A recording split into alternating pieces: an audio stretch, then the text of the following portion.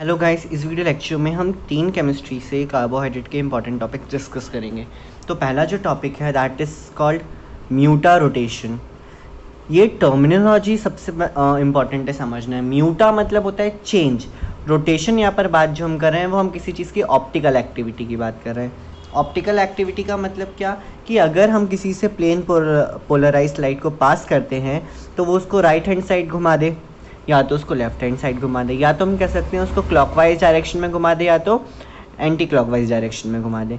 अगर वो उसको क्लॉकवाइज डायरेक्शन में घुमा देता है तो हम उसको बोलते हैं डी कंपाउंड, स्मॉल डी, और प्लस कंपाउंड अगर क्लॉकवाइज घुमाता है वो लाइट को तो, ठीक है। और अगर वो उसको एंटी क्लॉकवाइज डायरेक्शन मतलब घड़ी के उल्टे डायरेक्शन में घुमाएगा then it is called small L और माइनस।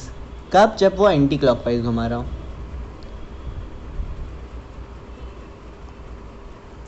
ठीक है। तो एक्चुअली अब यहाँ पर क्या इशू है, इस टॉपिक में क्या है, म्यूटा रोटेशन का सिंपली मतलब होता है change in the optical activity, ठीक है ना।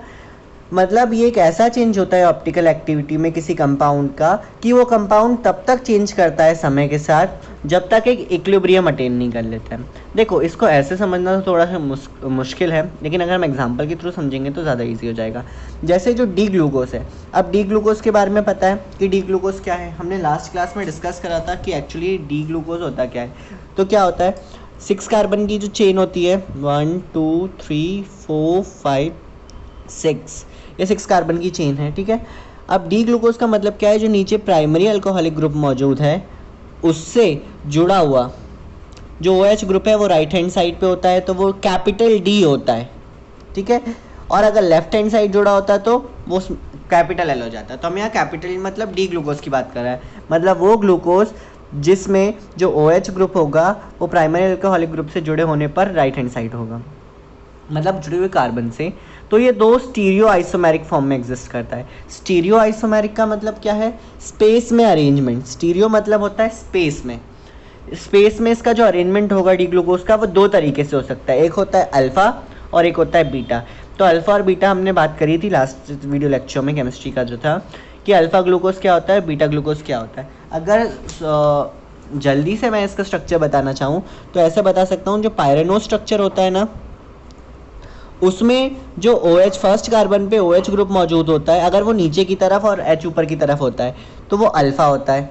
और अगर उससे जुड़ा जो OH ग्रुप है वो ऊपर की तरफ है और H नीचे फर्स्ट कार्बन पे तो दैट इज़ बीटा ग्लूकोज, ठीक है ना। तो ये दो फॉर्म होते हैं। तो एक्चुअली म्यूटा रोटेशन का इससे क्या लेना देना है, म्यूटा रोटेशन का इससे कुछ स्पेसिफिकली लेना देना नहीं है। जैसे ही हम अल्फ़ा ग्लूकोज के सॉल्यूशन को, मतलब हमने अल्फ़ा ग्लूकोज का सॉल्यूशन तैयार करा तो उसकी जो ऑप्टिकल एक्टिविटी उस टाइम थी जब हमने तुरंत उसको तैयार करा वो है +111 डिग्री। +111 डिग्री, प्लस का मतलब क्या बता रहा है कि इस कंपाउंड में से अगर मैं प्लेन पोलराइज लाइट को पास करूंगा तो वो लाइट को किस डायरेक्शन में रोटेट कर देगा, क्लॉकवाइज डायरेक्शन में, ठीक है।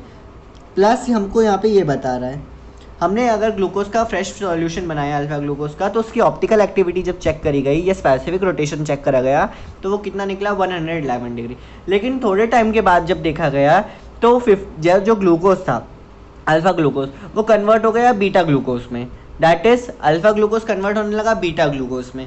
मतलब अल्फा ग्लूकोज पूरी तरीके से बीटा ग्लूकोज में कन्वर्ट हुआ और उसकी जो optical activity I that is 19.2 degree plus, मतलब ये भी कैसा था, क्लॉकवाइज कंपाउंड, ठीक है।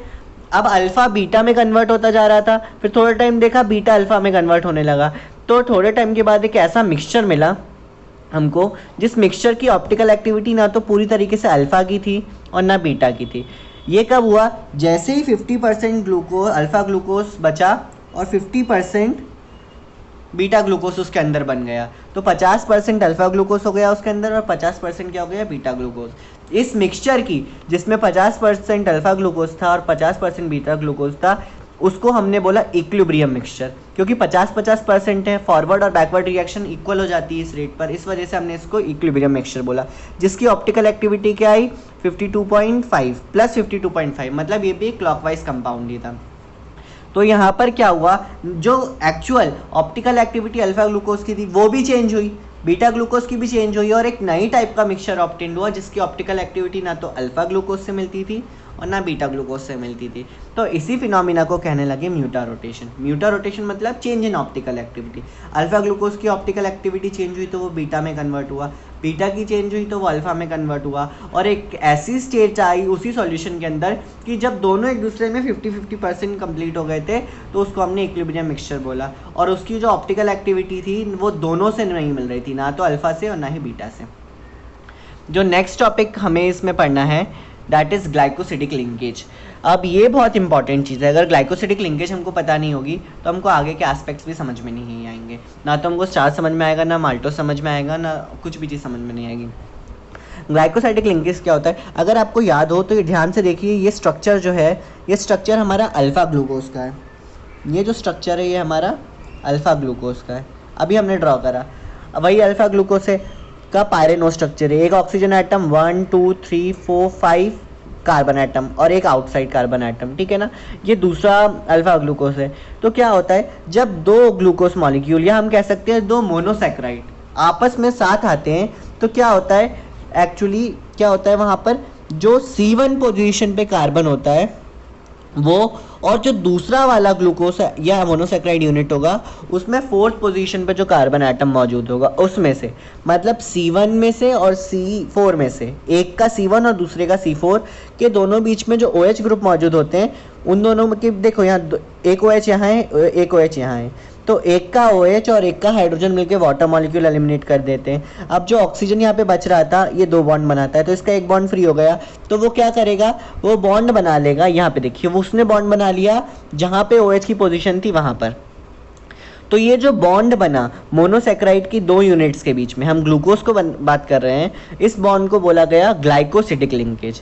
मतलब जब 2 या 2 से ज़्यादा मोनोसैकेराइड यूनिट आपस में मिलते हैं तो वो वाटर मॉलिक्यूल का एलिमिनेशन करते हैं और दोनों के बीच में एक ऑक्साइड बॉन्ड बनता है। मतलब एक ऑक्सीजन एटम होगा जो दोनों को जोड़ने का काम करेगा, और उस ऑक्सीजन एटम के द्वारा बनाया गया जो बॉन्ड है that is called glycosidic linkage. बहुत इंपॉर्टेंट टॉपिक है, you have to remember this. Glycosidic linkage monosaccharide unit के बीच में होती है तब जब वो एक वाटर मॉलिक्यूल लूज करते हैं और उनके बीच में एक ऑक्साइड बॉन्ड बनता है। इसी लिंकेज को हम ग्लाइकोसिडिक लिंकेज बोलते हैं। अब नेक्स्ट टॉपिक दैट जो है वो है inversion of cane sugar. Cane sugar actually क्या होती है, इट्स सुक्रोज। अगर हम बात कर रहे हैं ऑप्टिकल एक्टिविटी की तो जो है वो केन शुगर है। अब इन्वर्जन को समझने के लिए हमको थोड़ी सी चीज़ें दिमाग में याद रखनी पड़ेंगी जो हमको एग्जैक्ट याद होनी चाहिए। सुक्रोज का जो फॉर्मूला होता है दैट इज C12H22O11। सुक्रोज एक ऐसा कंपाउंड है जो डेक्स्ट्रो रोटेटरी है।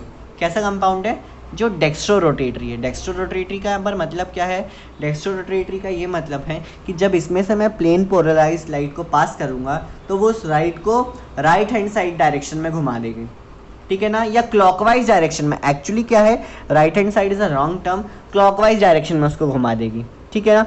सुक्रोज का नेचर जो है वो डेक्स्ट्रो रोटेटरी था, लेकिन जब हमने सुक्रोज का एसिडिक हाइड्रोलिसिस करा, एसिड की प्रेजेंस में उसका हाइड्रोलिसिस करा, तो क्या चेंज हुआ, सुक्रोज के हाइड्रोलिसिस पे 2 कंपाउंड मिले। एक क्या मिला हमको, डी ग्लूकोज, और एक हमको मिला डी फ्रक्टोज। ये डी यहाँ पर डेक्स्ट्रो रोटेटरी नहीं बता रहा है, मैं पहले भी कई बार बता चुका हूँ। कैपिटल डी डेक्स्ट्रो रोटेटरी नहीं बता रहा है, ये बता रहा है कि प्राइमरी अल्कोहलिक ग्रुप से जो कार्बन जुड़ा है उससे जो OH ग्रुप जुड़ा है वो राइट हैंड साइड जुड़ा है। डेक्स्ट्रो रोटेटरी को अगर बताना है किसी कंपाउंड के लिए तो उसके साथ में स्मॉल डी लिखा होगा या प्लस लिखा होगा। अब ये जो ग्लूकोज मिला, ये सुक्रोज की जो ऑप्टिकल एक्टिविटी थी जो डेक्स्ट्रो रोटेटरी था प्लस वो 66.5 था, लेकिन हाइड्रोलिसिस के बाद जो ग्लूकोज मिला उसकी ऑप्टिकल एक्टिविटी क्या है, 52.5। मतलब ये राइट को 52.5 डिग्री पर घुमा रहा था ये ग्लूकोज, और प्लस दिया है तो ये डेक्स्ट्रो रोटेटरी हुआ। और जो फ्रक्टोज ऑब्टेन्ड हुआ उसी सॉल्यूशन के अंदर, हमने उसकी ऑप्टिकल रोटेशन जब चेक करी तो वो आई -94.5। प्लस और माइनस सिर्फ यही बता रहा है कि क्लॉकवाइज घुमा रहा था और ये एंटी क्लॉकवाइज घुमा रहा था। बाकी वैल्यू अगर हम देखें तो किसकी वैल्यू ज़्यादा होगी, ग्लूकोज प्लस में था तो डेक्स्ट्रो रोटेटरी है, ये माइनस में है मतलब लीवो रोटेटरी है। इसको स्मॉल एल से या माइनस से डिनोट करते हैं। तो ये सिर्फ प्लस माइनस लाइन डायरेक्शन बता रहे थे। अब हम टोटल सॉल्यूशन की देखें तो देखिए 52.5 बड़ा नंबर है या 92.5 बड़ा नंबर है, 92.4। तो 92.4 जो है वो बड़ा नंबर है, मतलब जो एक्चुअल सॉल्यूशन हमको मिलेगा सुक्रोज से हाइड्रोलिसिस करने पर, जिसमें डी ग्लूकोज और डी फ्रक्टोज होगा, उस टोटल सॉल्यूशन की जो ऑप्टिकल एक्टिविटी होगी वो लीवोरोटेटरी हो जाएगी। मतलब उस टोटल सॉल्यूशन की जो एक्टिविटी होगी वो लीवोरोटेटरी हो जाएगी, क्योंकि डेक्स्ट्रोरोटेटरी की वैल्यू कम थी, लीवोरोटेटरी की ज़्यादा है, तो ये इस पे भारी पड़ जाएगा। और टोटल जो सॉल्यूशन होगा जिसमें ये भी होगा और ये भी होगा, उस टोटल सॉल्यूशन की जो ऑप्टिकल एक्टिविटी होगी वो कितनी हो जाएगी, लीवोरोटेटरी हो जाएगी। ठीक है ना। तो यही फिनोमेना कि किसी कंपाउंड की ऑप्टिकल एक्टिविटी को चेंज करना, ऑप्टिकल एक्टिविटी जो चेंज हो जाती है उसी प्रोसेस को अगर हम केन शुगर की बात करें तो इन्वर्जन ऑफ शुगर कहलाएगा। तो हमें इसको रीड करना पड़ेगा। देखिए सुक्रोज एक डेक्स्ट्रोरोटेटरी कंपाउंड है जिसका स्पेसिफिक रोटेशन है +66.5। ठीक है। हमने इसको जब हाइड्रोलिसिस किया HCl की प्रेजेंस में, मतलब एसिडिक हाइड्रोलिसिस किया या की प्रेजेंस में हाइड्रोलिसिस किया, तो इसने एक इक्विमोलर मिक्सचर दिया। इक्विमोलर मिक्सचर मतलब जिसमें दोनों जो भी कंपोनेंट्स होंगे वो बराबर होंगे। ग्लूकोज दिया जिसका स्पेसिफिक रोटेशन था 52.7 और दूसरा कंपाउंड इसने दिया फ्रक्टोज जिसका स्पेसिफिक रोटेशन था -92.4। ठीक है ना। इक्विमोलर है, मतलब जितना ग्लूकोज होगा उतना ही फ्रक्टोज होगा। तो जो स्पेसिफिक रोटेशन थी, ठीक है ना, ग्लूकोज की वो कम थी, किसके कंपैरिजन में, फ्रक्टोज के कंपैरिजन में। तो जो रिजल्टिंग सॉल्यूशन है उसकी ऑप्टिकल एक्टिविटी क्या हो गई, लीवोरोटेटरी हो गई। क्यों? क्योंकि फ्रक्टोज की जो ऑप्टिकल रोटेशन की वैल्यू थी वो ग्लूकोज से ज़्यादा थी। ठीक है। तो अब यहाँ पे जो ऑप्टिकल एक्टिविटी में चेंज आया सुक्रोज की, जिससे वो डेक्स्ट्रोरोटेटरी से लीवोरोटेटरी में कन्वर्ट हो गया हाइड्रोलिसिस करने पर, ये प्रोसेस कहलाती है इन्वर्जन ऑफ शुगर। इन्वर्जन मतलब बदल जाना। शुगर का जो नेचर था, शुगर हम सुक्रोज को ही बोलते हैं मेनली, तो शुगर का नेचर एकदम से बदल गया। जो पहले डेक्स्ट्रोरोटेटरी था लेकिन हाइड्रोलिसिस करने के बाद उसका जो सॉल्यूशन मिला वो एक्चुअली लीवोरोटेटरी है। तो इसको क्या बोला गया, इन्वर्जन ऑफ शुगर। और जो मिक्सचर मिला हमको ग्लूकोज का और फ्रक्टोज का, उस मिक्सचर को हम बोलने लगे इन्वर्ट शुगर। ठीक है। तो ये हमारे 3 इंपॉर्टेंट टॉपिक खत्म होते हैं इस वीडियो लेक्चर में। Thank you.